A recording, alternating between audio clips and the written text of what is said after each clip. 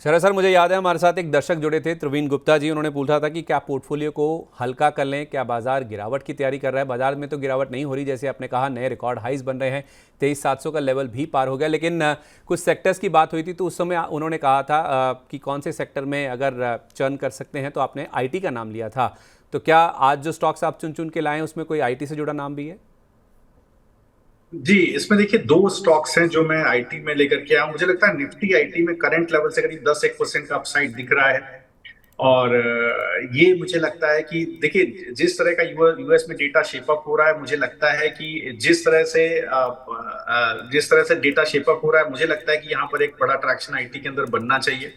सो इसके अंदर intellect design को आप देखिए, इंटेलेक्ट डिजाइन एक अच्छा बेस बना चुका है, करीब 1,000 रुपए के आसपास का एक अच्छा बेस इसके अंदर बना हुआ है।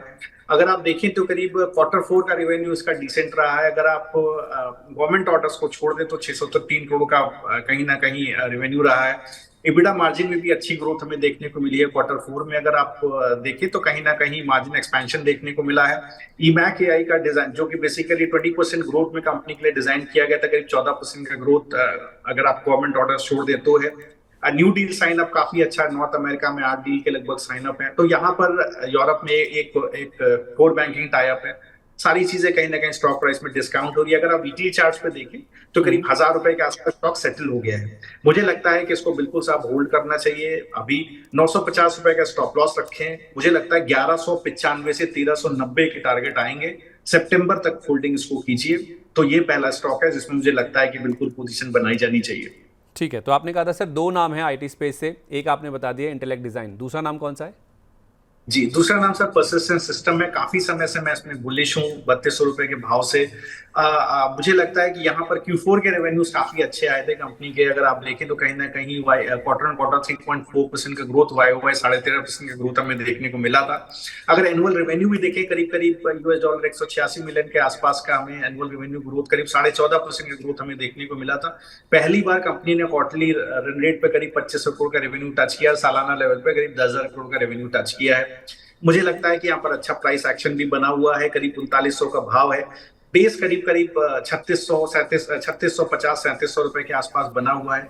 मुझे लगता है इसको अभी खरीदना चाहिए 3960 3960 पर। इसके बाद एक 3690 के लिए भी थोड़ा पैसा बचाना चाहिए, क्योंकि बेस है, चल चुका है स्टॉक काफी नीचे से। तो 3960 पे खरीदें, थोड़ा सा 3690 3700 रुपए के आसपास खरीदें। 3200 के बाद स्टॉप लॉस रखें। दिसंबर तक होल्ड करें, 2 क्वार्टर होल्ड करें सर। 4400 और 4800 के टारगेट आपको देखने को मिलेंगे। ओके, कोई और भी नाम है सर IT के अलावा भी जहाँ पे आपकी नज़र है? जी, तो देखिए एक बोरोसिल रिन्यूएबल का डिस्कशन, आपने बोरोसिल लिमिटेड का डिस्कशन किया था, बोरोसिल ग्लास का। मुझे लगता है यहाँ पर जरूर देखना चाहिए। अगर आप देखें तो कहीं ना कहीं देखें तो रिलेंटलेस डंपिंग रही है सोलर ग्लास प्रोड्यूसर्स में चाइना की तरफ से। ठीक है, तो और अगर आप देखिए तो इसी वजह से सेलिंग प्राइसेस में काफी हमें करेक्शन देखने को मिला है। ड्यूटी फ्री डंपिंग रही है। इबिडा मार्जिन्स में हमें काफी डिक्लाइन देखने को मिला है as compare to previous year.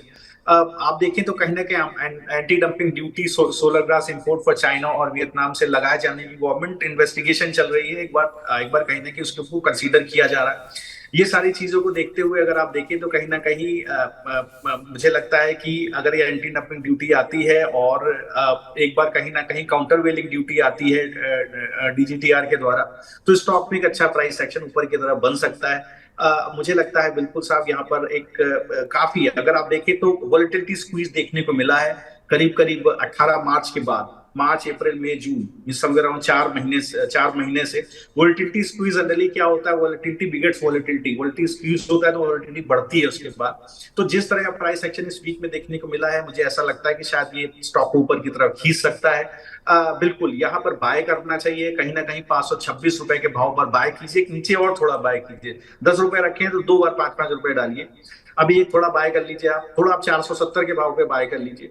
Stop loss अब रखिए 430 का। सितंबर तक का व्यू दीजिए, एक क्वार्टर का टारगेट दीजिए। 600 रुपए और 670 तक के भाव इसमें आपको खुलते हुए दिखाई दे सकते हैं कम से कम। तो 680 के पास आप दोबारा इसका रिव्यू करें। अगर उस प्राइस के ऊपर चलता है तो फर्दर आप कॉल ले सकते हैं। चलिए, तो 3 शेयर हैं जो कि शरद सर ने हमें बताए हैं। 2 मिड कैप आईटी स्पेस से हैं। पहला है इंटेलेक्ट डिज़ाइन का, जिसको आपको 1080 के आसपास खरीदना है। 950 रुपये आपको स्टॉप लॉस के तौर पे मेंटेन करना है।